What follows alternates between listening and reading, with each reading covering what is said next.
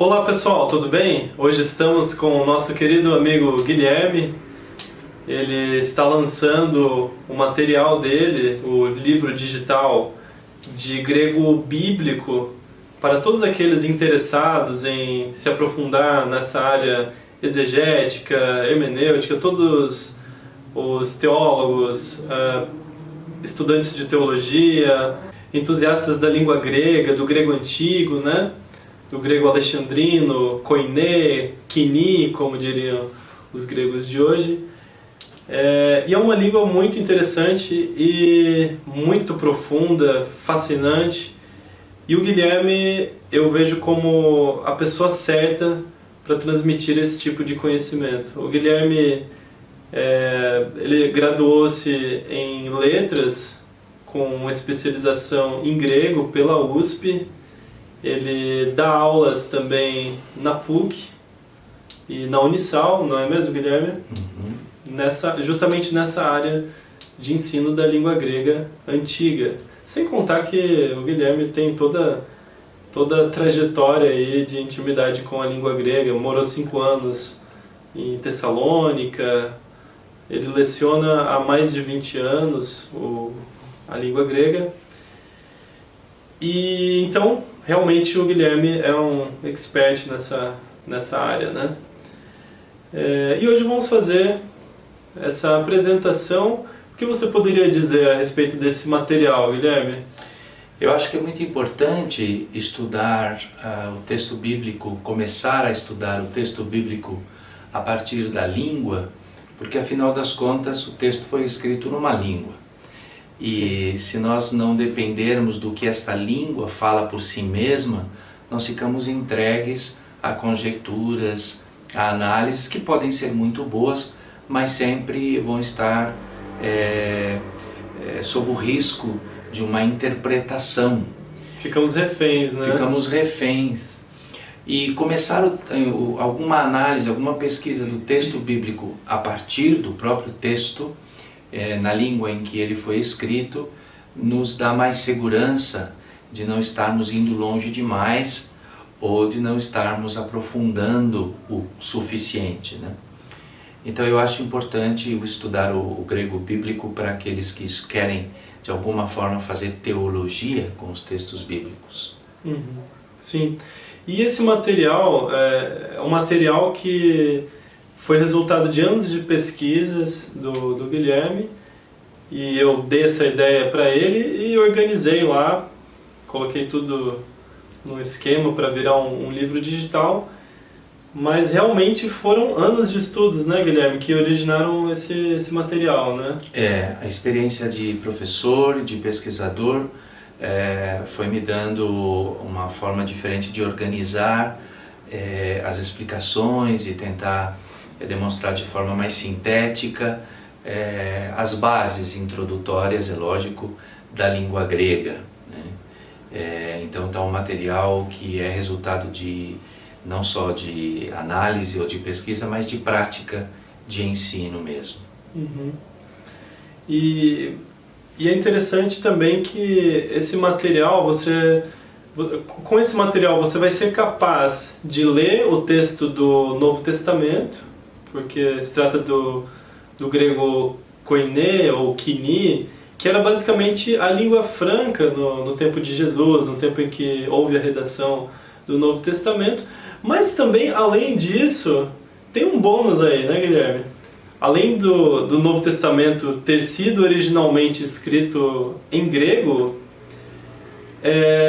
existem muitas literaturas importantes, tais quais como essa aqui, a da Septuaginta. Embora o Tanar não tenha sido escrito originalmente em grego, é uma tradução muito preciosa que é datada de 150 a.C., que foi uma tradução que os judeus de Alexandria fizeram a mando do rei Ptolomeu, né?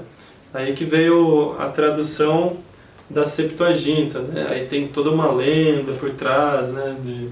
Alguns querem datá-la até antes disso. Uhum. Há teses que querem colocar essa tradução para contextos mais helenistas ainda do que este que você citou. Sim. Outros textos dessa época também, por exemplo, para os cristãos, os textos dos primeiros teólogos, os chamados padres da igreja, né? Do início do segundo século, mesmo do início do terceiro século, escrevem em grego, e é nesse grego aí. O grego ainda, alexandrino ainda, o grego que nós consideramos um grego bíblico. Né? Sim. Então, não só a literatura apostólica e também anterior, né, do judaísmo pós-exílico, mas a gente vai ter ali, por exemplo, se você quiser de repente ler os textos originais do Orígenes de Alexandria, você vai poder se utilizar disso, né? Vai ser realmente algo fantástico, né? Então tem vários teólogos muito importantes que escreveram em grego, né? Você poderia citar outros, Guilherme, desse período pós-apostólico? Bom, todos os primeiros cristãos escreviam em grego, né? Santo Inácio, a imensa maioria. Santo Inácio, Clemente de Alexandria, Irineu, todos eles. E são uma fonte incrível de teologia e também do conhecimento das primeiras comunidades. Naqueles 3 primeiros séculos... Didaquê, né? A própria Didaquê, me lembrando. Didaquê dos Apóstolos, meu Deus, a riqueza daquele texto impressionante. Se a gente quer conhecer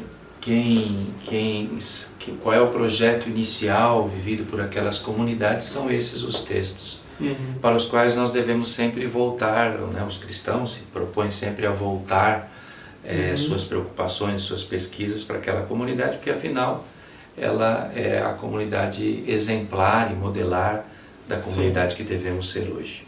Sim, com certeza. E como forma de amostra, a gente poderia ler um texto em grego, né, Guilherme? Vamos lá.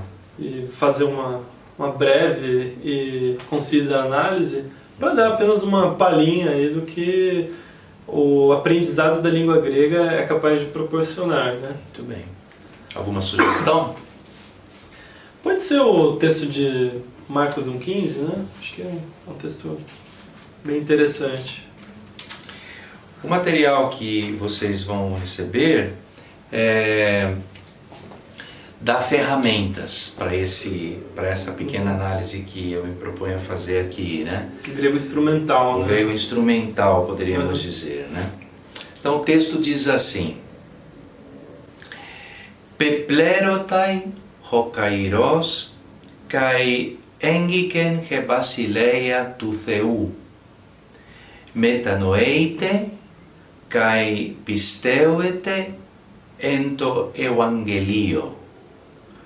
Para os estudantes de grego moderno do canal do Wesley, no nosso canal, certamente acharam estranha essa pronúncia pelo texto que está sendo projetado aí, né?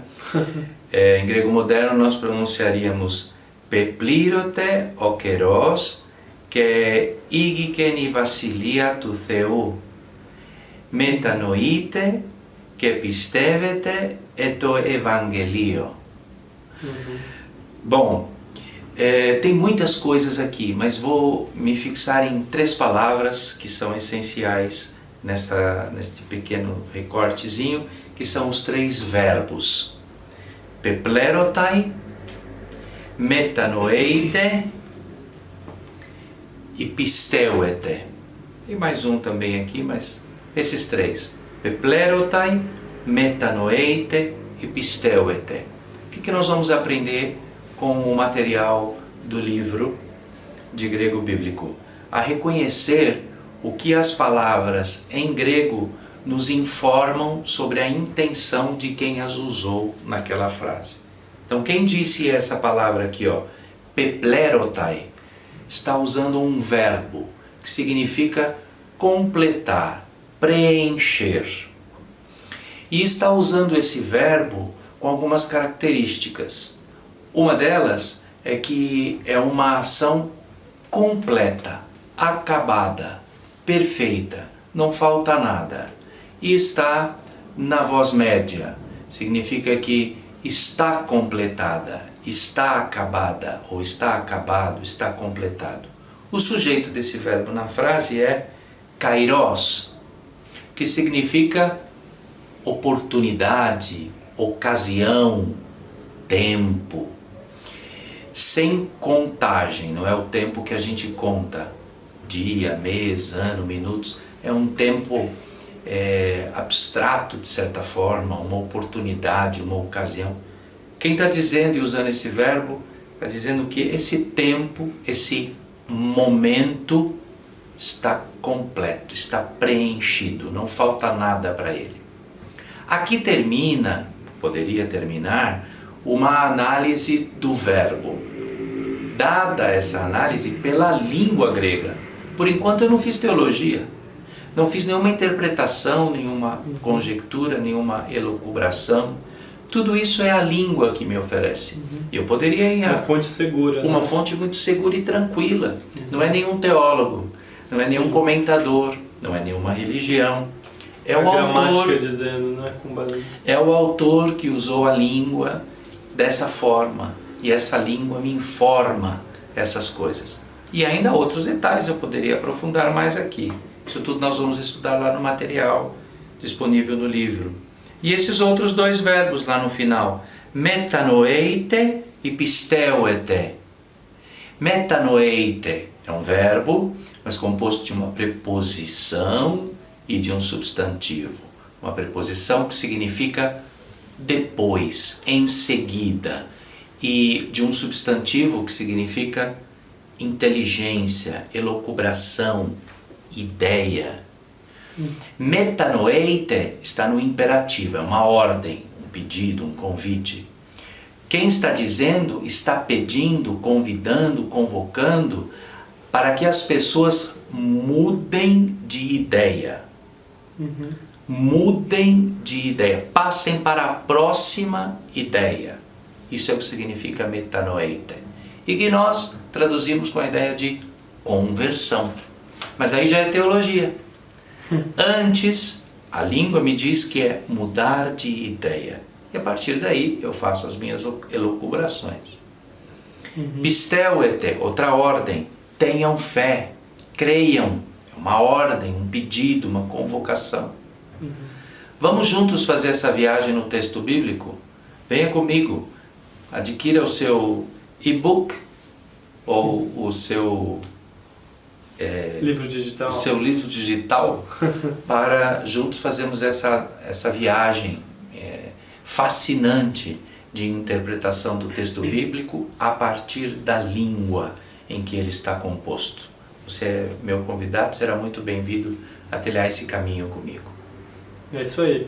E o link para você acessar esse e-book e conseguir esse e-book está aqui embaixo, tá? Você pode, ou se for pelo YouTube, vai ver na descrição desse vídeo, ou então se for na nossa página, você vai ver no texto abaixo aqui, tá bom? Só clicar em comprar. Eu tenho certeza que vai ser algo muito importante para o seu desenvolvimento pessoal, espiritual.